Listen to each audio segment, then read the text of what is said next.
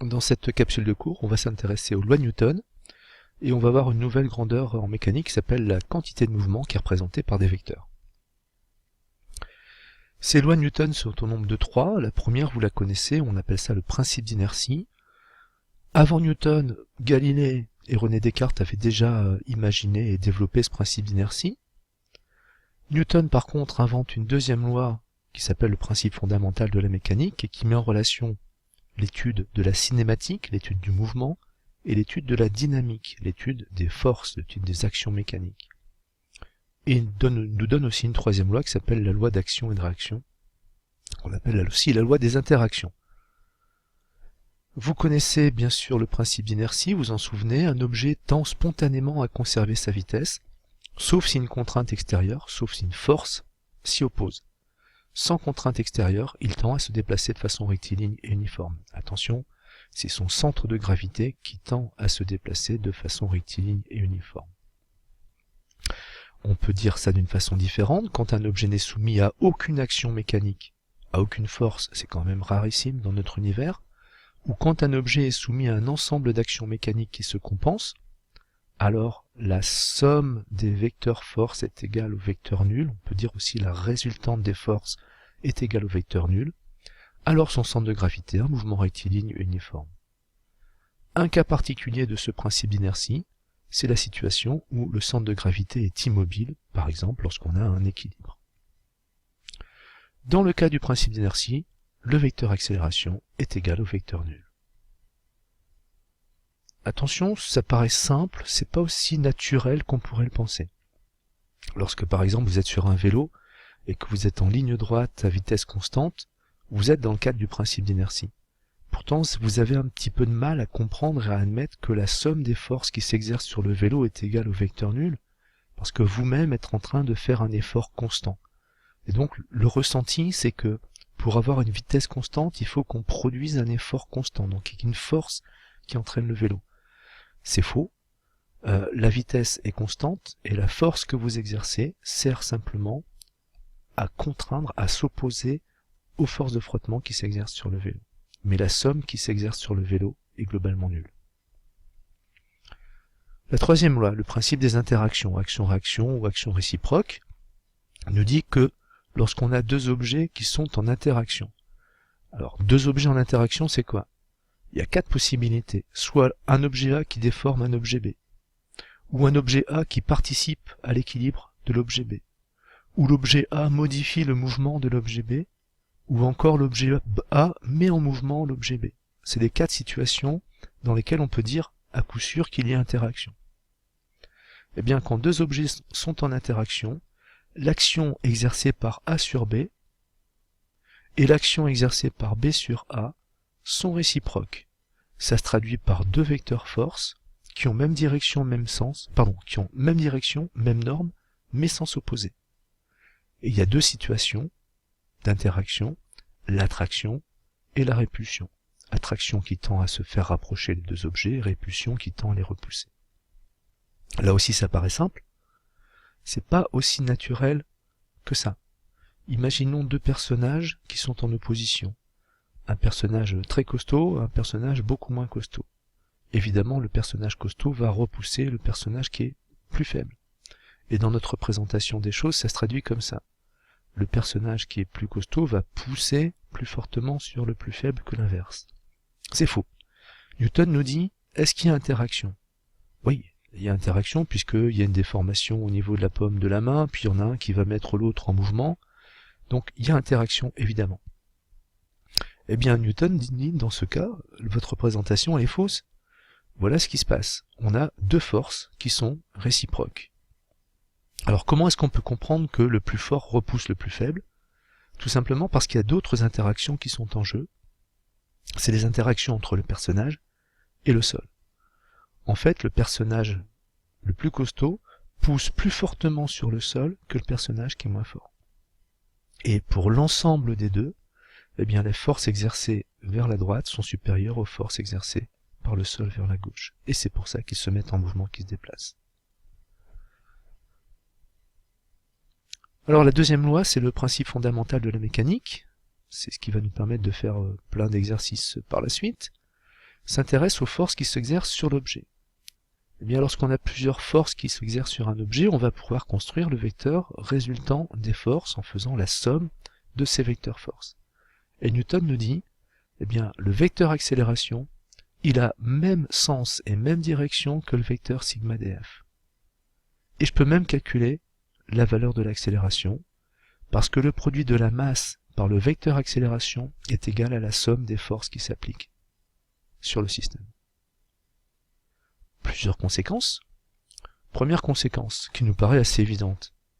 Lorsqu'on applique une force sur un objet, on va provoquer une accélération. Mais cette accélération sera d'autant plus faible que l'objet est lourd. Pour nous, ça se traduit d'une façon assez évidente.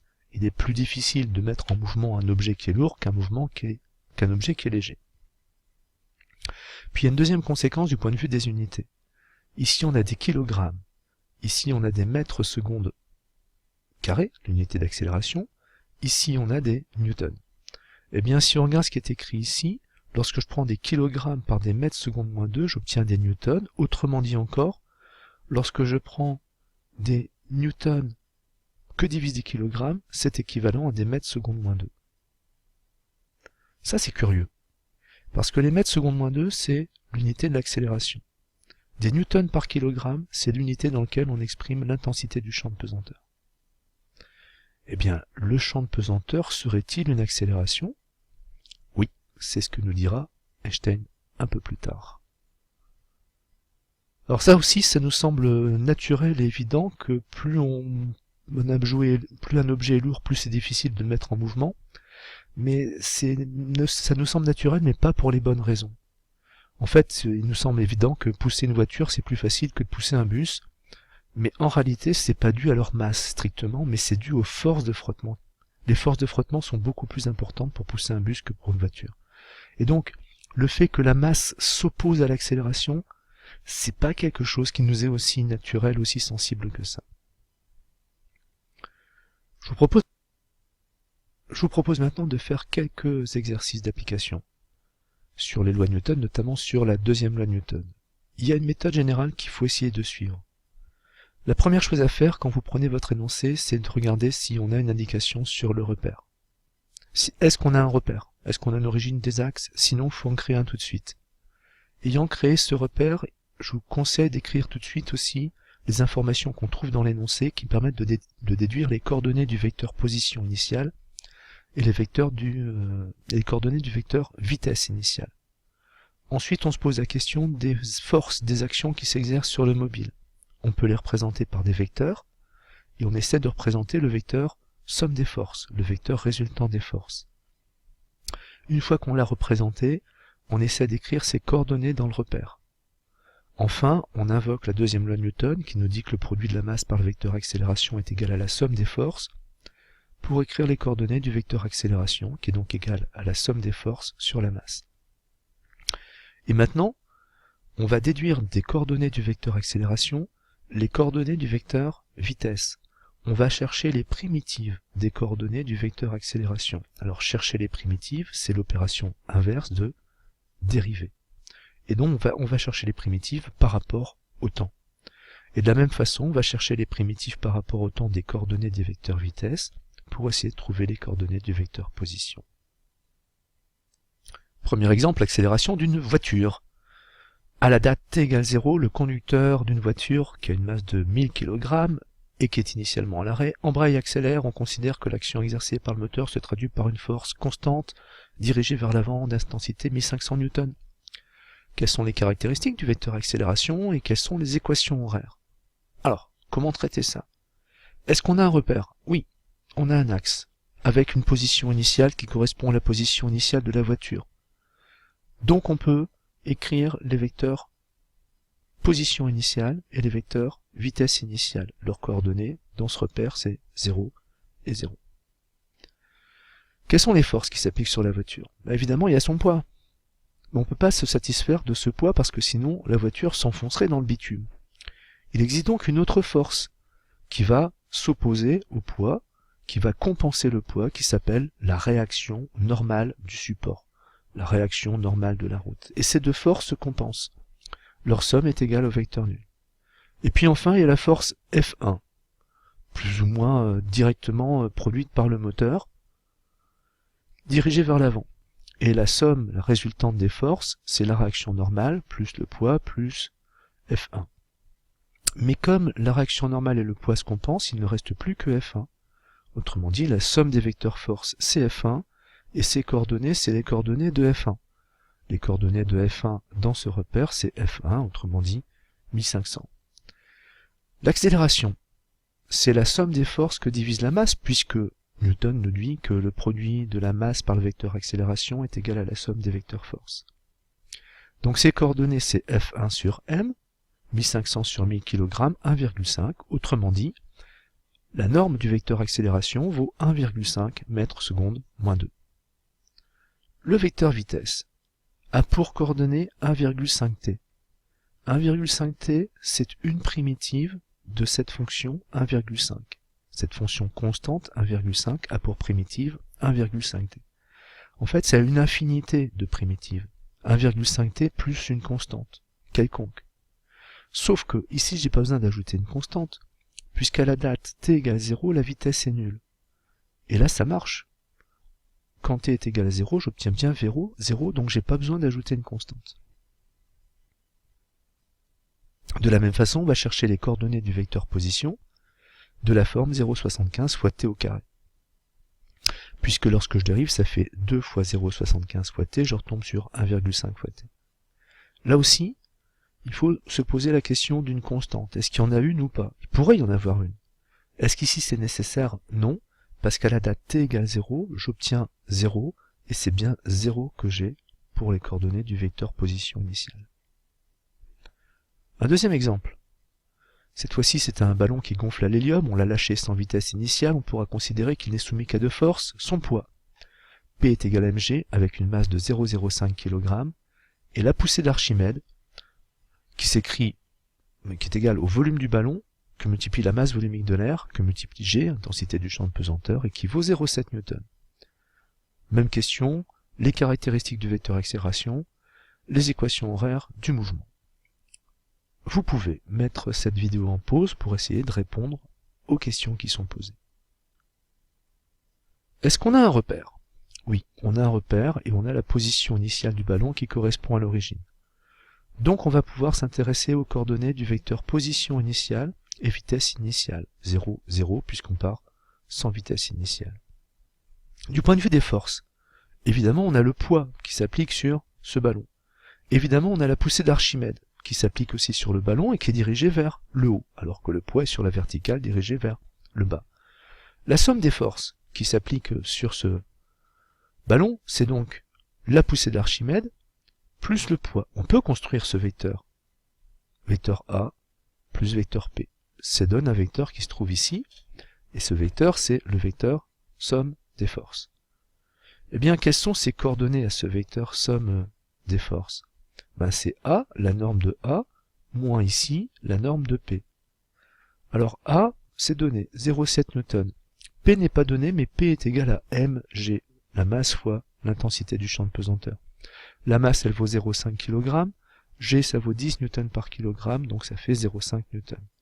Ça fait bien plus 0,2 N pour sigma de F. Attention, le signe, il peut avoir son importance. C'est pour ça, ici, j'ai marqué un signe positif. Pourquoi est-ce qu'ici on est sûr qu'on a quelque chose de positif? Parce que sigma de f est dirigé vers le haut, et que l'axe est dirigé, lui aussi, est orienté vers le haut. Donc on a ici une coordonnée qui est positive.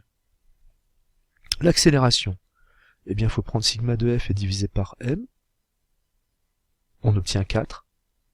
Eh bien la valeur de l'accélération c'est 4 mètres seconde carré. Autrement dit, la norme du vecteur accélération c'est 4 mètres par seconde carré. On va chercher des primitives pour obtenir V. Eh bien, la primitive de 4 est de la forme 4t plus une constante.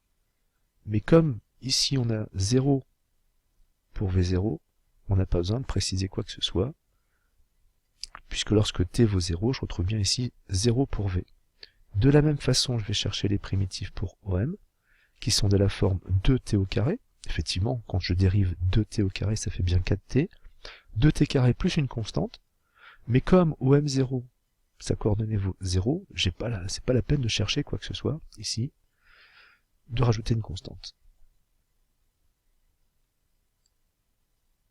Un autre exercice, cette fois-ci c'est un avion qui va freiner sur la piste, il a une masse de 50 tonnes, il touche le sol à une vitesse de 360 km/h, et on considère que l'action exercée par les freins et les aérofreins de l'avion se traduit par une force constante dirigée vers l'arrière, d'intensité 200 kN.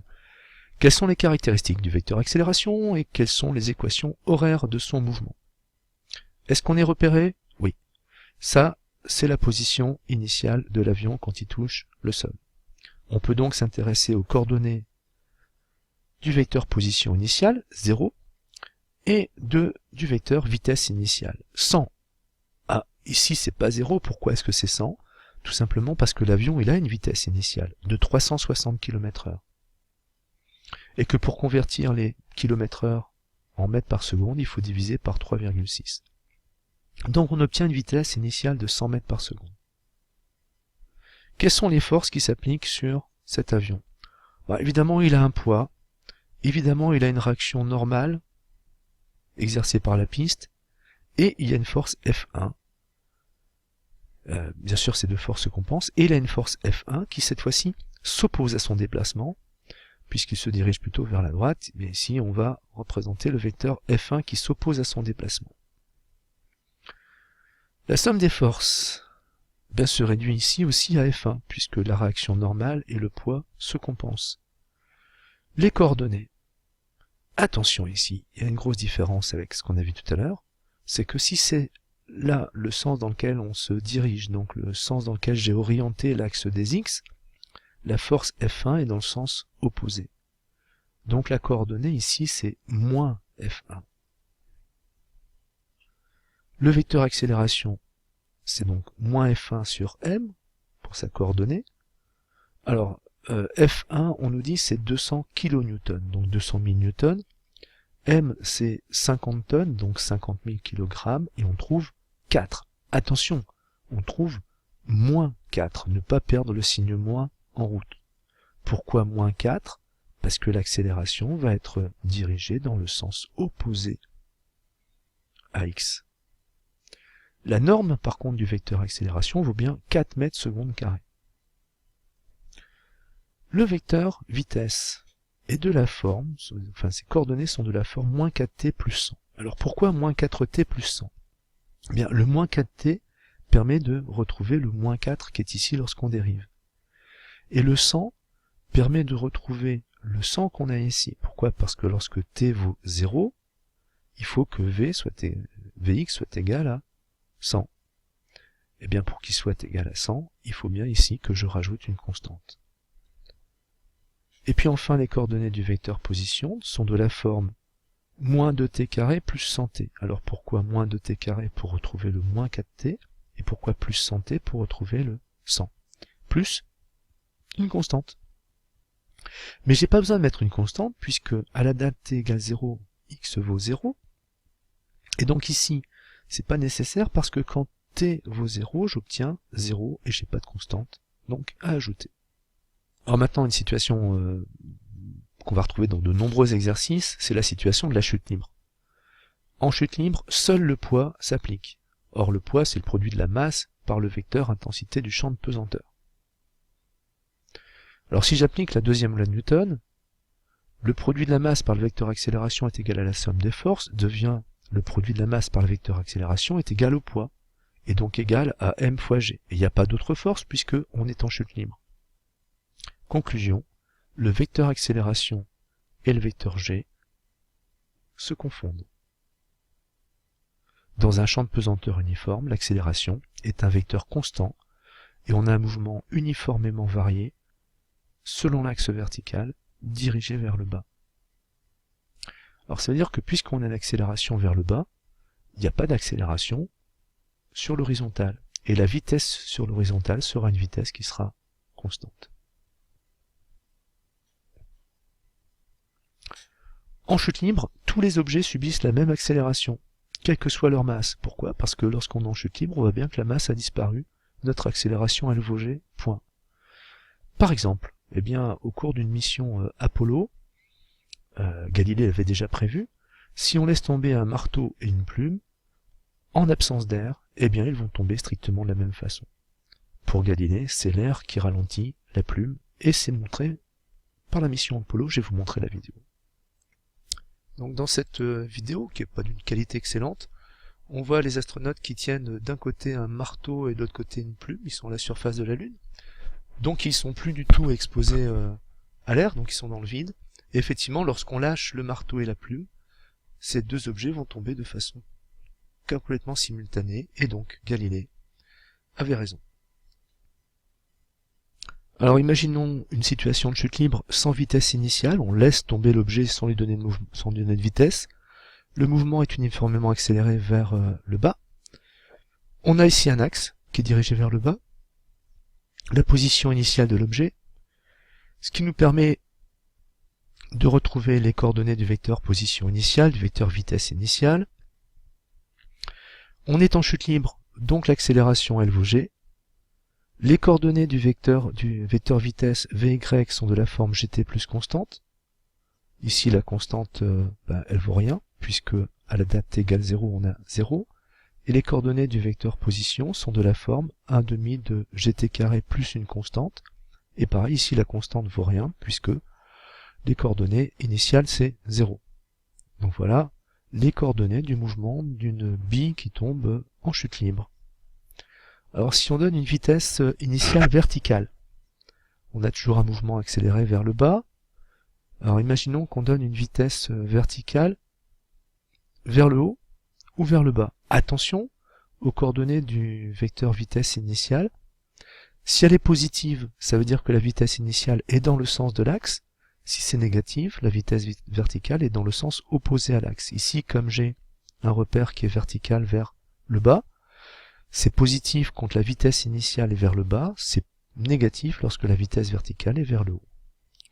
Donc une fois qu'on a écrit ça, on peut écrire les coordonnées du vecteur accélération, les coordonnées du vecteur vitesse, les coordonnées du vecteur position.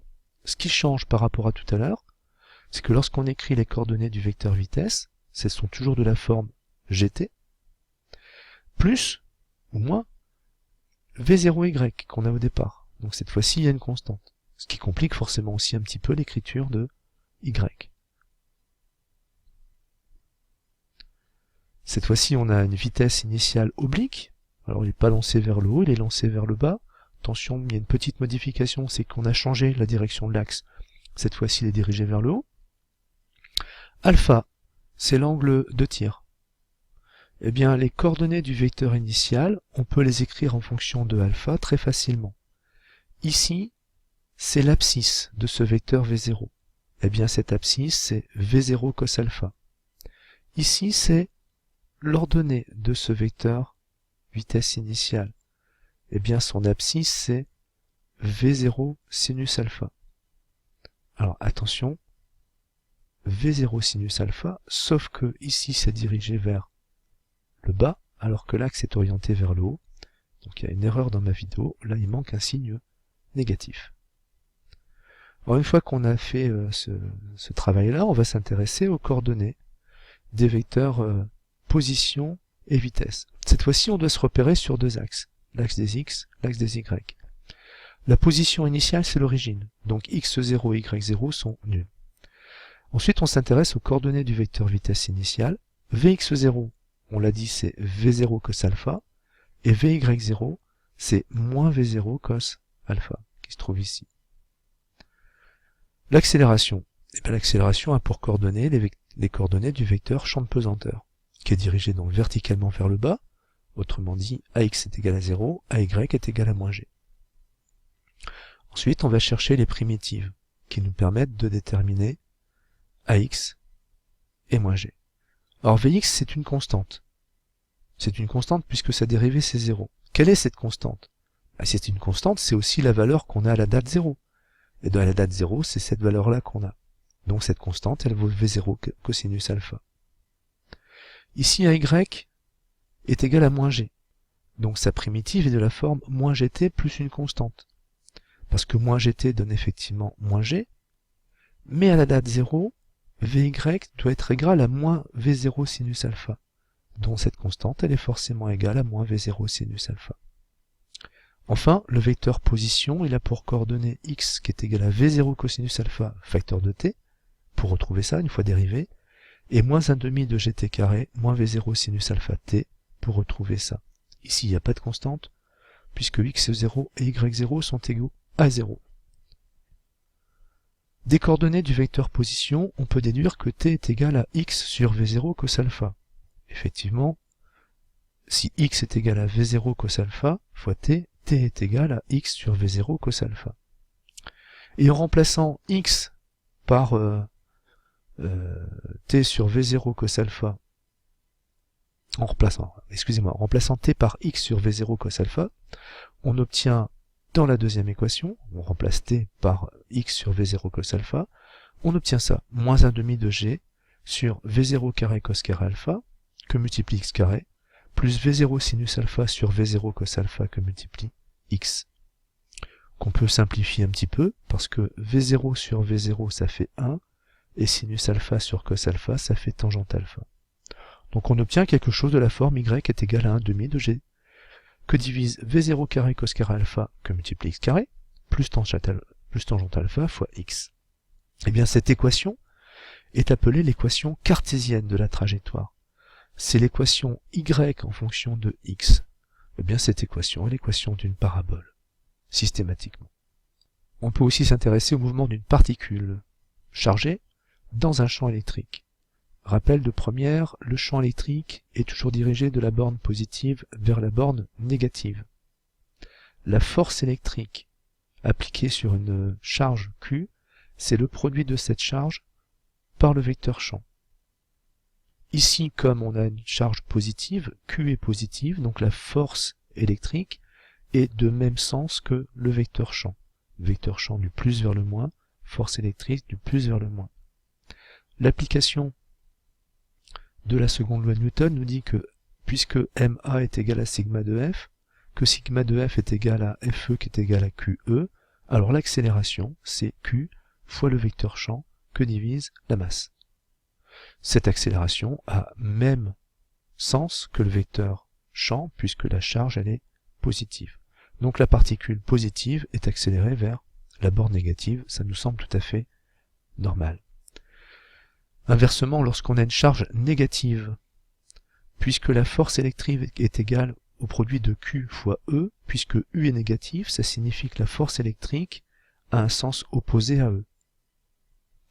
Et de la même façon que tout à l'heure, on peut écrire que l'accélération est égale à Q fois le vecteur champ sur M. Donc le vecteur accélération, puisque Q est négatif, est opposé au vecteur champ. La particule négative est donc attirée vers la borne positive, accélère vers la borne positive, ce qui est tout à fait normal et attendu. On peut prendre ici un exemple, une application numérique. On a un champ électrique uniforme qui est créé en appliquant une tension de 100 volts entre deux plaques écartées de 1 cm. On a donc créé un champ, ici un champ électrique.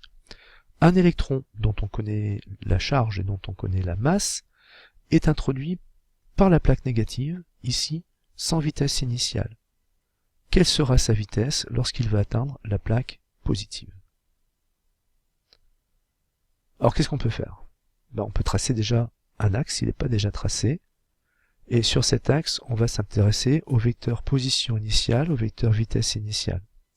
Le vecteur position initiale, 0.